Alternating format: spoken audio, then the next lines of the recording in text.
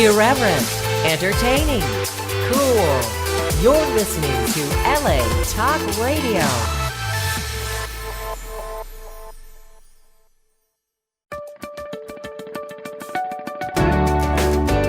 You're listening to Abracadabra, Create What You Speak, with iLan Azoulai, only on LA Talk Radio.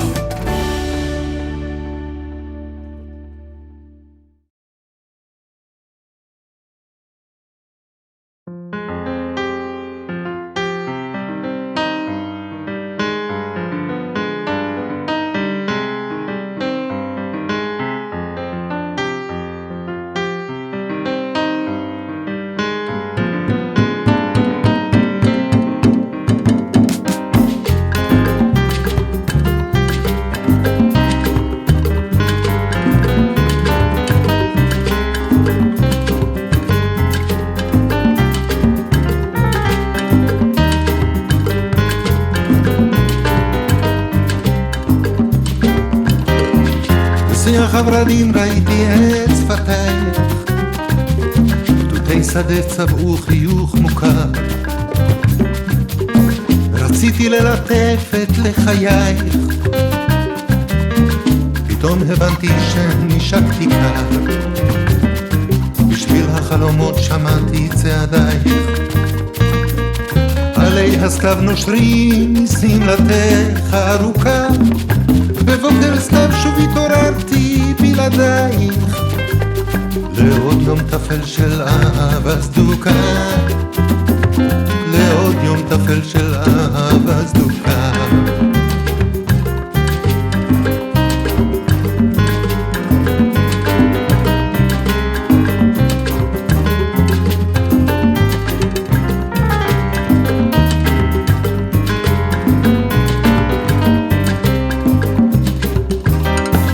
בכל ענן ציירתי את פנייך ואת עינייך כחול של גחלים, אולי אותו ירח קר מביט עכשיו אלייך, כוכב נופל שמיים נעולים,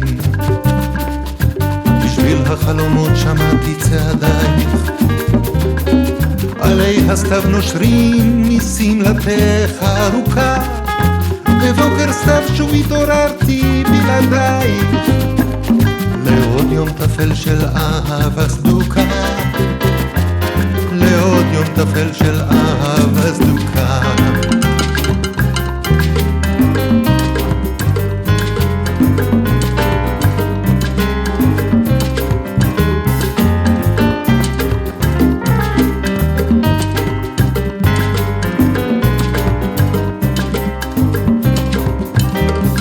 בשיח הורדים ראיתי את שפתייך, גדודי שדה צבעו חיוך מוכר, רציתי ללטף את לחייך, פתאום הבנתי שנשקתי קר,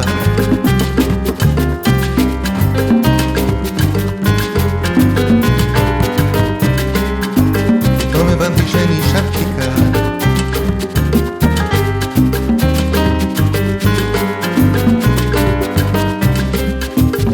הבנתי שנשקתי קר.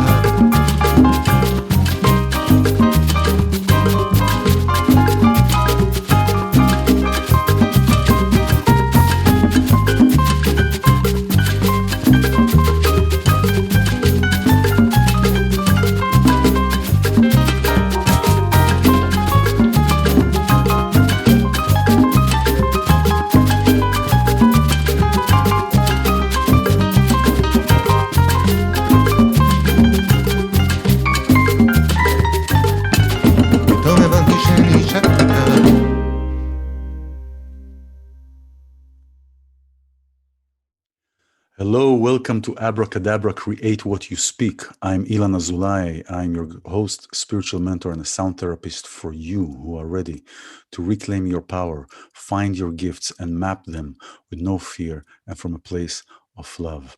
והריני מקבל על עצמי את מצוות עשה של ואהבת לרעך כמוך. I hereby accept to myself the due commandment or the utterance of love your neighbor, your friend, your partner, your gardener, in the same way that you express love to yourself. And the focus is first on ourselves. How do we speak to ourselves? What do we talk? What do we say? What do we intend for ourselves? And when we are in a place of harmony, we can shine the light to the rest of the world. This program is a program of empowerment. And in this program, I bring people and guests that share their gifts to the world.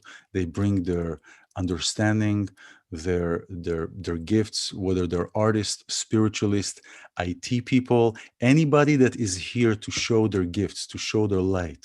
And today I have a wonderful guest that our paths are quite, we have quite similarities there, like many times we do with people that we meet. Brent Hunter. Brent Hunter has 2 graduate degrees, 12 professional certificates in knowledge management, change management, project management, agile methodology. Brent is a master in certified in knowledge management. He is an IT person. He's author of 5 books. We're going to talk about a couple of his books today. He is a producer, a former psychotherapist, and a national certified counselor. And today, he's actually the manager of the cybersecurity department in Warner Media. And so he has a lot of things to share in his new book, The Power of Knowledge Management. It's a great book, a lot of tips, a lot of great tips, and a lot of great ways on how to handle the tips, and we'll talk about this. But I want to bring, without further ado, I want to bring in Brent, and let's see here. Okay, so if you can unmute yourself, Brent. There you are. There you are. Can you hear me? I can hear you. Hi, Brent. How are you? I'm fabulous. How are you today? I'm wonderful. Thank God and thank you. And, there are so many things that I omitted from your introduction. So please tell me a little bit, tell us a little bit about yourself, about what I missed and because you have so much information.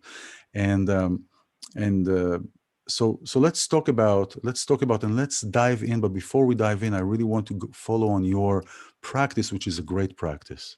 So why don't you tell us about this practice? Okay, thank you, iLan. So this practice that you just referred to, I call it the 10 seconds of silence practice. And I think the best way to explain it is to actually just do it.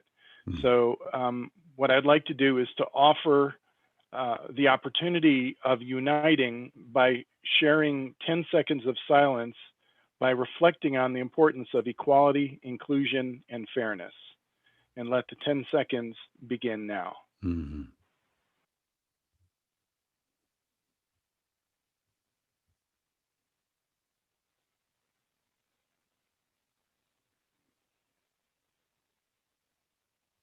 Okay, thank you. Thank you. So, thank you. Yeah, so this is very powerful, iLan. This is a practice that I use at work. And by the way, I just need to have a slight correction to the title that you mentioned. Thank you so much for that warm and beautiful introduction. I'm actually the senior director of the Cybersecurity Program Management Office. Okay. Very large, complex organization at Warner Media. Like the title, very large and complex. A lot of things going in there. Yes, it's a lot of words, a mouthful. But the 10 seconds of silence is something I'm really excited about, iLan, because it's something I do for most of the meetings that I conduct at work that are larger than maybe 6 or 7 people. Mm-hmm. And so when I bring a large group of people together, that's how I start the meetings, by sharing 10 seconds of silence. It's very profound, and people have told me that it really makes a difference. It makes a difference in those 10 seconds while people are thinking about the importance of equality, inclusion, and fairness. And sometimes I also throw in, a right to life, liberty, and the pursuit of happiness, and concepts like that are universal concepts. And so this 10 seconds of silence, I find, is a doorway or kind of a window in the sense that it opens up the possibilities for other conversations. So maybe later in the day or after work, maybe if you're out in the garden or if you're working out or you're in the shower or doing whatever, you might actually contemplate what those 10 seconds were about at that point in time and start thinking about what's important to you and our Yeah. priorities and things like that. So Yeah, this for sure. very powerful practice. It's And we very can use this powerful. not only in, Go I'm ahead. sorry. Yeah, I was just going to mention that we can use this practice not only in work, at work, but we can also use it at home in our Of personal course. lives, in our personal Of course. relationships and family relationships. So yeah. Of course, yes. It's really people think about meditation. Now I work with sound, and we do sound. I do sound therapy and use sound as a tool to penetrate through that shield that is so thick from all the day's activities and all the day thoughts and all that junk, right? But people think about meditation, and people think, oh, now I have to sit for half an hour, I have to sit for 45 minutes. And actually, 5 minutes or a minute is a mini meditation. 10 seconds is just an opportunity to stop rowing for a second, the boat, stop rowing just to say. And so this is a great practice. And especially because, you come from an IT world, you're an IT person. And this is where we also connect, because also I see it as my kind of not so distant, but distant world that we're certified, Apple certified, and all these management of systems and everything. So I know exactly where you're coming from, and security and all that, and infrastructures, and how everything has to be organized and accessible, And you're also in film, and I don't know if you've done, but also in documentary, the main issue is access and how you access, and this really ties how I see it to the book, to the knowledge management. So yeah, this is good. This is good. So tell me Thank a you. little bit more, but tell us a little bit more about yourself. How did you start? You were born in Brooklyn, right? I was born in Brooklyn and lived there for a very short period of time, maybe a year or so. And then we moved to Long Island, and then we moved to upstate New York. I grew up in upstate New York, and then I went to undergraduate school in upper upstate New York at Clarkson University, about a half an hour away from Canada, from the Canadian border. After I finished school there, I moved down to Philadelphia, where I worked at GE Aerospace. Wow. And that was when I went through the General Electric, the fast track GE Information Systems Management program. So it was a fabulous, amazing experience. And that was when I started to develop my interest in psychology. So I started the graduate program at Villanova University in counseling psychology. So sorry to cut you off, but you have so many Sure. interesting things here. So I'm going to like. Please, yes. So yes. did you always were you always into technology? Were you always like, you said, oh, I'm going to be technology. I like the way things are. I mean, was that a thing for you since you were young? Yes, technology, gadgets, electronic kits, that my parents used to purchase for, Christmas or Hanukkah or birthday gifts or whatever. They're building the little ham radios and yeah. Oh, I remember technology those. and computers were always very, very interesting to me. I remember those gliders. We used to be a radio for the gliders, for the airplanes. Yeah, radio airplanes. Yeah, the remote control. Yeah. Remember them? Wow. Yeah, I have an interest in that too. The remote control devices, they're pretty fun. Yeah, technology in general is just something that is fascinating to me. It comes easy, and I've always enjoyed it. So then you went. Go ahead. No, I was just gonna say I started with computers when I was in high school. I see. And then you went into psychology. Now here's the thing. Usually, and when I say usually, I remember from where I come from, the time, the era, and the role that I read that you are in technology similar to what I can identify with, because this is what I've been doing when I was in technology. It's really standing in the intersection between them and them, right? And being able to understand the language of all who are communicating to me at that time and relate it to the other, almost like a router. And so I understand your thing for psychology. But how did that really happen? I mean, usually, when somebody is in the technology and old technology, they want just the gadgets and, and they're in here, Um, how did you stumble, or did you upon technology, upon psychology? Yeah, that's a great question, Ilan, because I was always interested in technology and gadgets and things like that. And my undergraduate degree was math and computer science. When I started working at GE, I was working, in technology. Yeah. And it was through this management program that I was just referring to, the information systems management program. You basically work every 6 months, you work in a different area, and then you change your job and you have a totally different job, totally new manager. Well, one of my assignments was working in employee relations. Mm-hmm. And so it was all about people. And so I decided to take some classes because it was interesting and it was directly related to the work I was doing at GE. So the first class was an organizational psychology class, and it was fascinating. I loved it. Wow. And I always really have a very deep desire to understand people at a deeper level. So these classes were amazing, and I just kept taking more and more of the graduate level classes until one day they said, "Hey, you have to enroll here in the graduate program if you want to take any more of these classes." And I happily did that, and got my graduate degree in psychology. You have two of those, from there, right? Well, the first graduate degree is actually the information systems management Gotcha. program. It's generally considered to be a master's degree in information systems. Yeah. So the psychology degree is a master's degree in counseling psychology. And so part of what I had to do was to be a psychotherapist. And so while I was working at GE, one of the things that I did at night and on the weekends was I was a psychotherapist. And so it was fascinating to me. I really liked it. And I liked it so much that I decided that I wanted to change my career. So I sold my house in Philadelphia, and I moved to Chicago and attended the Chicago School of Professional Psychology. It was a doctoral program. I attended the first year, and that's a whole other story. It's a long story, but I decided that the field of psychology actually wasn't what I wanted to do. Because there were no gadgets in it? Super well. Yeah, no gadgets. It just, like I said, it's actually a whole other.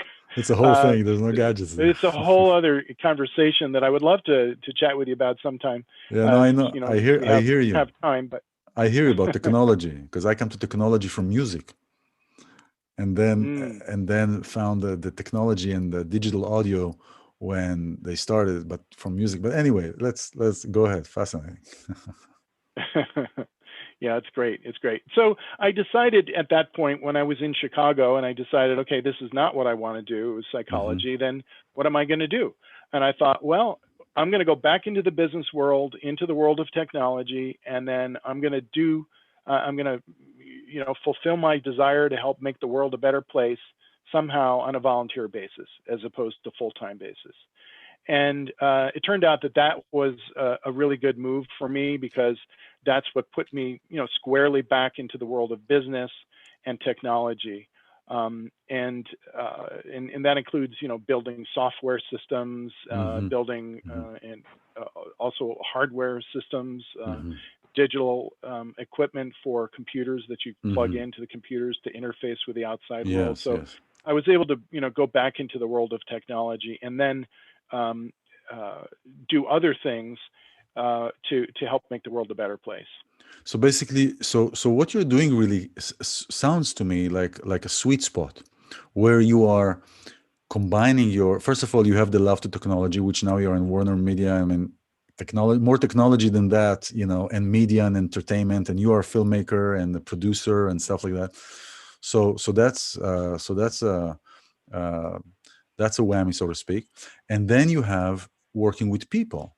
And really, so you're working with different departments, really. And I can totally relate to this because this is so, I can see as I'm speaking with you and you're describing this to me, I can see it in front of me. I can see the way that I would talk to certain people in certain departments, because that's a certain language. And then there is the other language. You know, there is the skit, a Saturday Night Live, when they call the IT person and he's trying to explain to the CEO, and then it doesn't move, you know, it's longer to explain to you than to do it. So I'll do it, you know, that's the stereotypical IT. But I really Yes. can see that sitting and explaining the different, speaking differently, speaking in layman, in simple terms, what the person needs. It doesn't. They don't have Yes. to know how you get it, how you do it. They just need to know that they're going to get it. You know. Yes. And Yes. you know. Yeah, I love the Yeah. way you just mentioned all that, Ilan. And you mentioned something earlier about talking to this group of people and talking to that Yeah. group of people. And I think this is another one of these commonalities in our background, because that's exactly the sort of thing that I view myself as.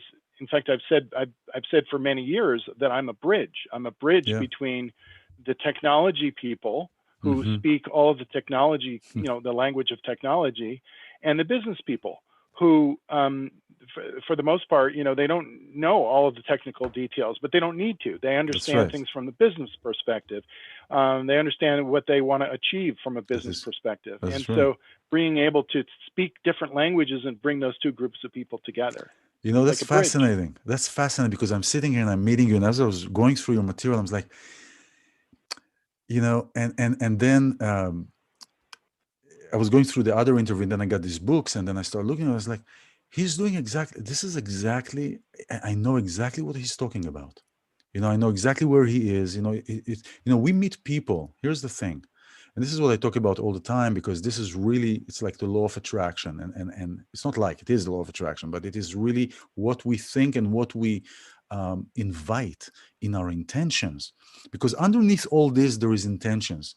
It's like, we will talk about a little bit about the pyramid, but underneath the other side of the pyramid, that we'll get to the other side that you're talking about, but underneath that 4 levels of pyramid that we'll talk about, underneath there are words, thoughts, and intentions.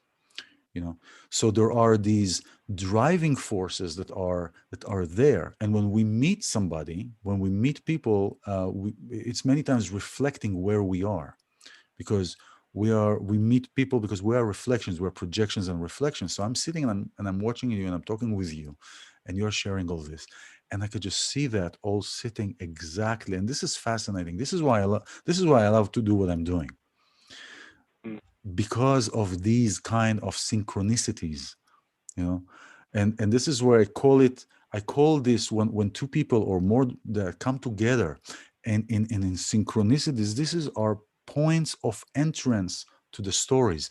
I call it the kissing points of our synchronicities.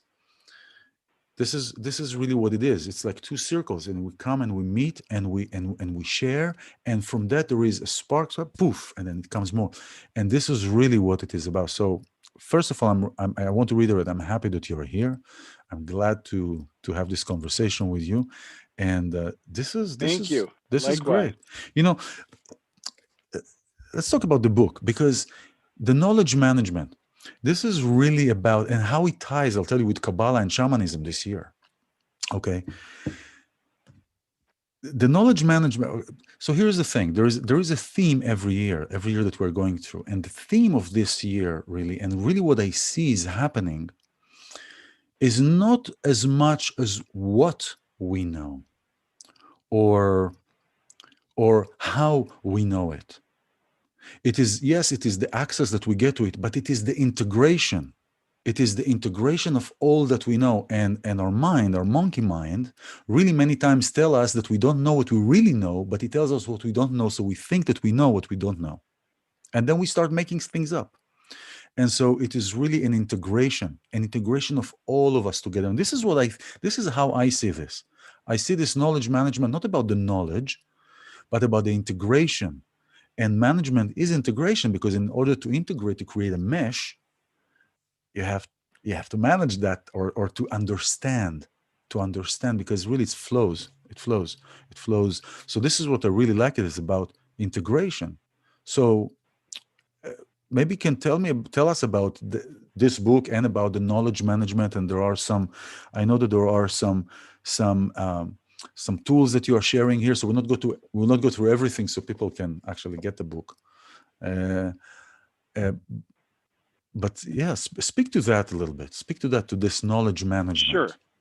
That you're going Sure, that you're sure. doing. So I think probably the best way to describe it a little bit is that I came upon knowledge management, the whole field of knowledge management, after spending many years in technology and in project and program management. And as I started to get more and more experience in project and program management, I started to become exposed to additional things like change management, for example. And there's a lot of, and organizational change management, and a lot of other bodies of knowledge. Yes. And it wasn't until I came across knowledge management where I recognized that what knowledge management was all about, to your point, is about integrating. It's about how do we holistically integrate multiple bodies of knowledge, whatever the bodies of knowledge are. The ones that I typically focus on in my job day to day, like I said, is the project, program, and portfolio management, change management, knowledge management. But it's the knowledge management that brings it all together and that integrates everything together. Yeah. So that's why I'm so passionate about knowledge management. It is, as you mentioned, it's one of my books, and yes. one of my other books is called The Rainbow Bridge, which is all about. Oh, that's the mini. Yes, there you go. That's the mini one? That's the mini collector's There is another edition, one, yeah. right? It's great. It's great. It combines many tools from different philosophies and religions and just it's like a pocket. It's really a pocket book. It's really just to pick it up and just look at it. Yeah. The Rainbow Bridge illuminates the common ground in the world's religions, and so it's all about universal wisdom. And I initially published the book in 2001. But never, ever, in all the years that I've been working with and living the values and the principles that are contained within the Rainbow Bridge, never did I actually think to myself, I found my calling. I never thought that until I came across knowledge management. When I came across knowledge management, I thought, now this is my calling, because it's all about integrating. It's all about bringing everything together. So knowledge management, I view everything now through the lens of knowledge management. And again, it's about integrating many potential different bodies of knowledge into something that makes holistic sense. So this is great. So how do you okay, before I go to how do you resolve conflicts within integrating certain things that have conflicts just because of themselves being the way that they are and occupying the space that they do, there are some, and that's the management. But what I saw here in the book, and I tell you, it was talking about the 7 key pillars of knowledge management, right? But what I noticed is that it's mostly dealing, and maybe that's because your work, it's mostly dealing with teams and group of people. But how does one go about, okay, I want to read it for myself. Well, what team? The people, the friends, the members? How can somebody take it and integrate it and mold it to fit their own? Maybe somebody's lonely, he doesn't have anybody, he's reading the book, he found the book, whatever.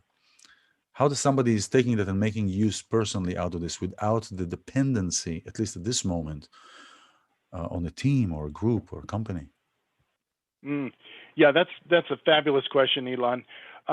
So there's different elements of knowledge management, and one of the things that I talk about, in addition to the 7 key pillars, is what I call the 7 key lenses of knowledge management. And the 7 key lenses refer to, like, imagine if you had a magnifying lens or a pair of glasses, right? Like, I'm going to apply KM in the business world, and so that's the business lens, right? But I can also apply KM in my personal life, and we can apply KM in our personal lives. So that is called personal knowledge management. So if you want to focus on elements of knowledge management that don't have anything to do with other people or teams or organizations or anything like that. It's personal knowledge management.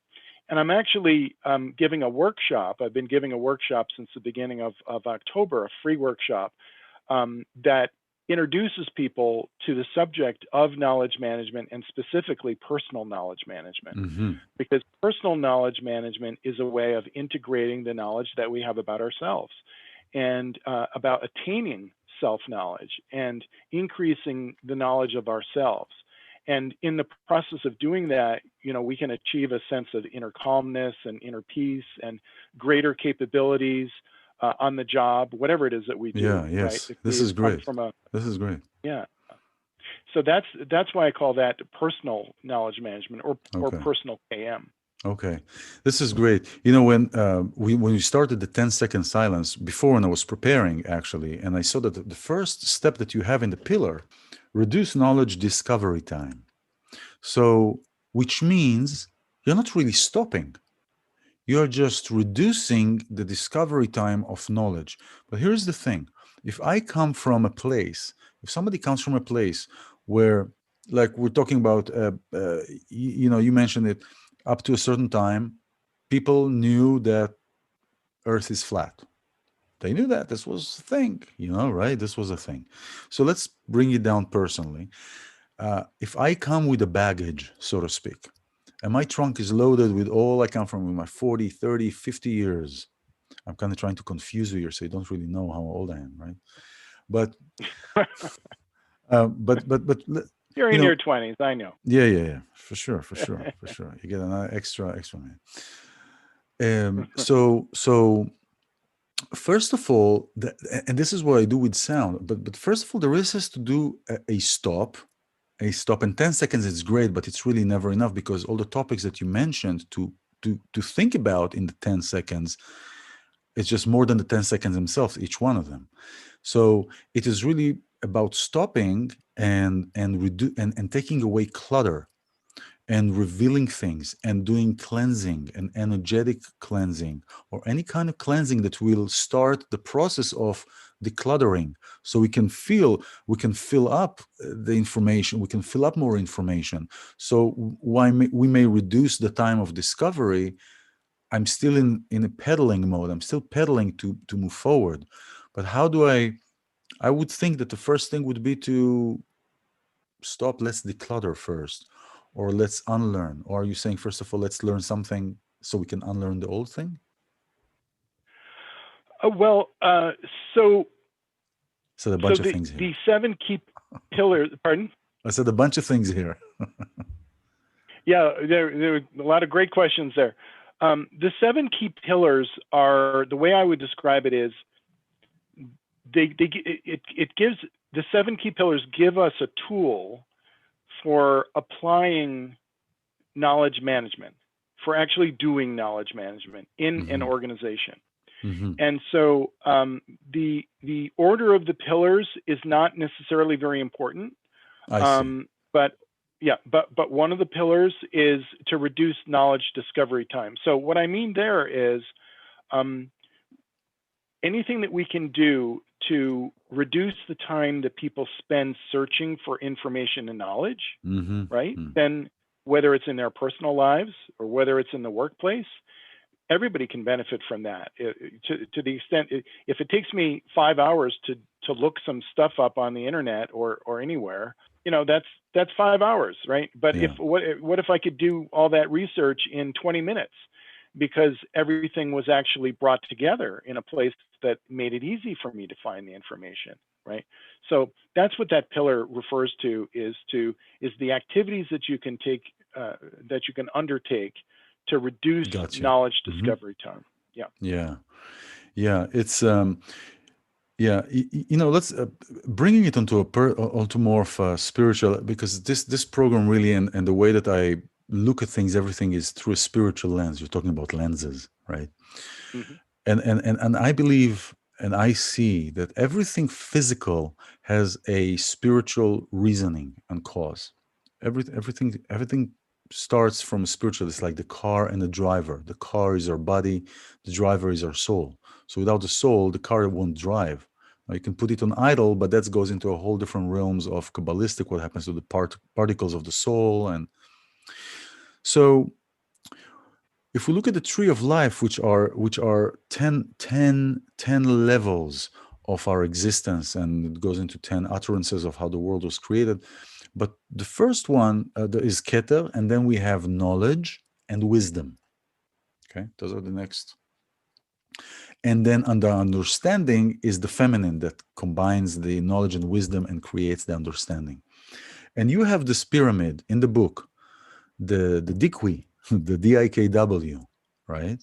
That is a pyramid that it starts the data, right? And you will talk about this better, the data and the information, the knowledge, and the wisdom. So it's interesting how they trickle down or trickle up. The way that you wrote it in the book, they're kind of trickling up, right? Yes, yes. So the general idea is that you're referring to here, iLan, is what they call the DIKW pyramid, also known sometimes as the knowledge pyramid or the wisdom pyramid. And it consists of 4 layers. And as you said, it sort of starts at the base of the pyramid. So at the very, very base of the pyramid is data.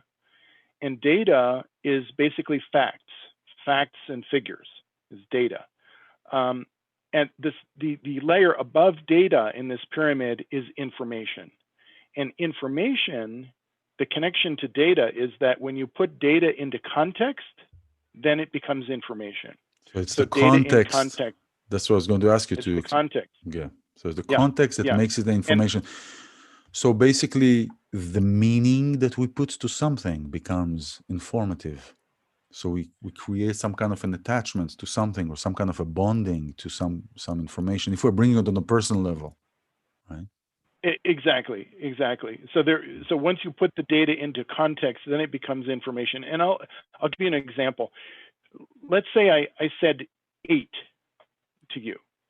Well, what does 8 mean? You could say, well, 8 means that I just ate lunch or breakfast or dinner or something. You could think maybe that's what I meant when I said 8. Or you could say, well, you're talking about a number, the number 8, which is 1 larger than 7. But we don't really know. If I say 8, what does it mean? It doesn't really mean anything. But the moment that we put it into context, for example, if we say 8 apples, now suddenly the universe has gone from some gigantic number of possibilities about what that 8 could mean. Now 8 apples. And now if you have an experience, if you've ever had the experience of making an apple pie, then you might remember in your head, 8 apples, it takes 8 apples to make an apple pie.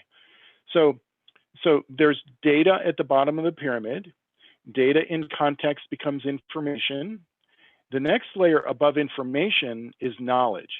And knowledge is defined as being understanding that's gained through experience. Understanding. So the understanding, when you understand something, it's a mental activity, right? It's something that you get it. You get something. 2 plus 2 is 4. Oh, I understand. 2 plus 2 is 4 is the same thing as 5 minus 1. I understand. That's a mental activity. Is what knowledge is. It's an understanding.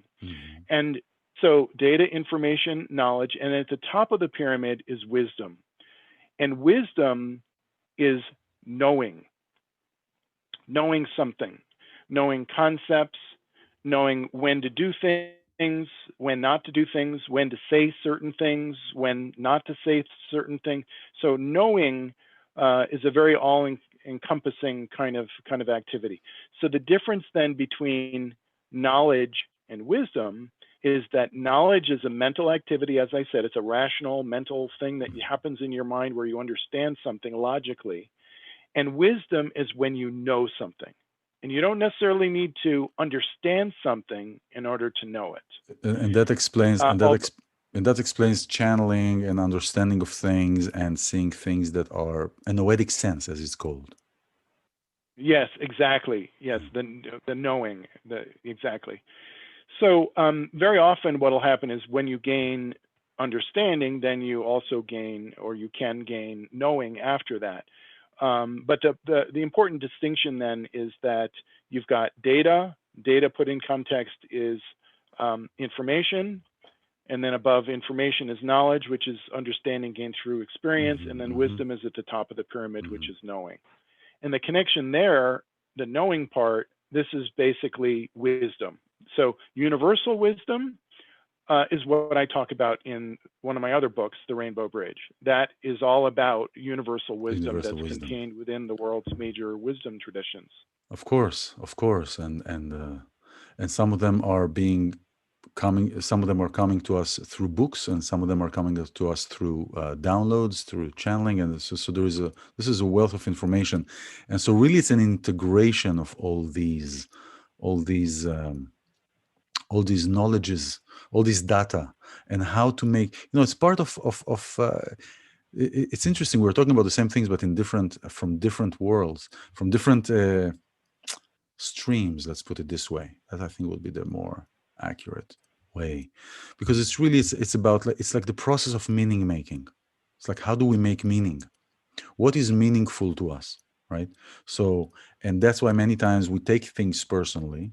Some people will take things personally, and when we say don't take things personally, it means that don't make the attachment, the correlation between your own personal experience to what is happening here, because then it creates all kind of movies and all kind of things that are inaccurate on the reality level. And so it's similar to that. I mean, or they're similar in this connection, in the way to relate to information, It's similar. It's all together. It's all the same thing, and everybody is a part. It's all singularity and all together, And this is the junction of standing the how do you say, the junction between all these worlds. This is beautiful. This is wonderful. So sure. So you have a workshop coming up, and so when is your next workshop going to be? The next workshop is going to be Saturday, the 21st. So it's next Saturday. 12 it's a coming Saturday. Pacific time. This coming Saturday. Yeah. Okay, so I'll put the link here if you want. We'll put the link here for people to go to your website, and you will have the information on your website. I will. Yes.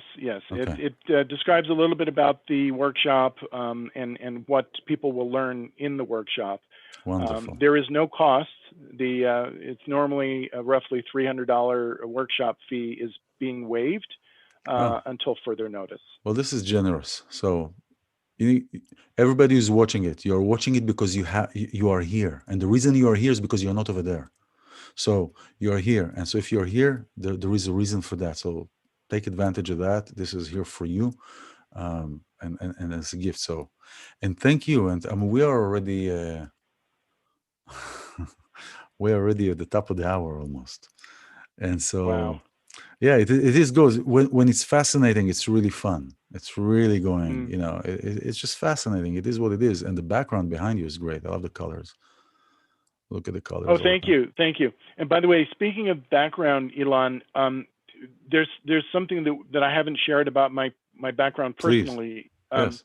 My mother was born and raised in Turkey, and so she was 100% Muslim. My father was Jewish, and they raised me and my two sisters as Methodist Christians. And as if that wasn't confusing enough to a child, my father was also very interested in Zen Buddhism and in meditation, specifically transcendental meditation. Wow. And so I have all of that as part of my background. So you have everything. It's a lot of the key traditions, and then I supplemented that, learning about all the other traditions, literally over decades, in my life. But it's that background. It's basically being exposed to that, and then also, my father brought me and my two sisters to learn how to do transcendental meditation. I was 12 when he brought us to learn how to do this form of meditation. And so I've been meditating ever since I was 12, and it turned out it was an amazing gift that my father gave to us. So that's just a little bit more background. Yes, because we really myself. didn't talk about this wonderful book. We really didn't. So I'm glad that you brought this up. This is really a wonderful addition, or should I say, maybe we should start with that actually. This to have. So yeah, thank you Sure. for sharing that, and thank you for coming and bringing this knowledge and this how to and this information. So this is really wonderful. And thank you as well, iLan. You're welcome. You're welcome. And thank you for who you are here, everybody who is here. This is really for you. So let's be light. We have enough darkness in the world. We are just before the holiday of Hanukkah. And in Hanukkah, the festivities of light, it is where this little small candle, the small candle that will evaporate darkness. It is in the evaporation of this, of darkness, really. It is not, oh, just move to the corner. And at the core of, there is a song that I don't know in Israel we used to sing, but there is a song really that talks about that, first of all, that people will unite, that people come together as unit. And when we unite, this is our power. And our power, it is not a power like an egoic power, but it is a power. It's like light has the intensity of light. Power has the intensity of power. And just the intensity and the place of where it's coming from will by itself create the strength that will evaporate darkness. And we have a lot of darkness in this world. And so we need to do everything we can do to bring the light. And you are part of it, and everybody's a part of it. So thank you for being here. Thank you again, Brent Hunter. Thank you, iLan. Knowledge management. And have a wonderful week. Thank you very much. I'm iLan Azoulai. Bye-bye.